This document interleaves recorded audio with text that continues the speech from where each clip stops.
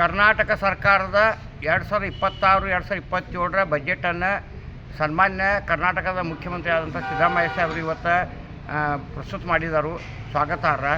ಈಗ ಬಜೆಟ್ದಾಗ 16 ವಯಸ್ಸಿನ ಒಳಗಿನ ಮಕ್ಕಳಿಗೆ ಮೊಬೈಲ್ ನಿಷೇಧ ಮಾಡಿದರು, ಭಾಳ ಒಳ್ಳೆ ಕೆಲಸ ಮಾಡಿದರು. ಮತ್ತು ನಿರುದ್ಯೋಗಿಗಳಿಗೆ ಕೆಲಸ ಕೊಡಬೇಕಂತೇಳಿ ಕೆಲಸದ್ದು ಕೆಲವು ವಿಚಾರ ಮಾಡಿದರು, ಒಳ್ಳೆಯ ವಿಚಾರ.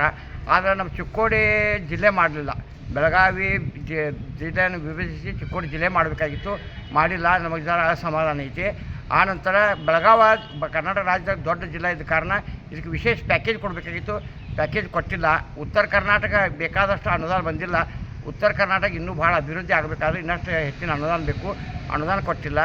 ಮತ್ತು ಇದರ ಪ್ರಕಾರ ಏನೈತಿ, ಬೆಳಗಾವಿ ಅಭಿವೃದ್ಧಿ ಆಗಬೇಕಾಗಿತ್ತು, ಬೆಳಗಾವಿ ಅಭಿವೃದ್ಧಿನೂ ಆಗಿಲ್ಲ. ಮತ್ತು ರೈತರ ಸಾಲದೊಳಗೆ ಮುಳುಗಿದ್ದಾರೆ ರೀ. ರೈತರು ಸಾಕಷ್ಟು ಸಾಲದಾಗ ಮುಳುಗಿ ಸಂಕಷ್ಟದಾಗಿದ್ದರು. ರೈತರ ಸಾಲ ಮನ್ನಾ ಆಗಬೇಕಾಯ್ತು, ರೈತ ಸಾಲ ಮನ್ನಾ ಮಾಡಿಲ್ಲ.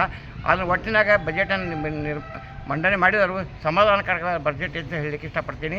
ಚಂದ್ರಕಾಂತ್ ಹುಕ್ಕೇರಿ, ಸಮಾಜ ಸೇವಕರು, ಚಿಕ್ಕೋಡಿ.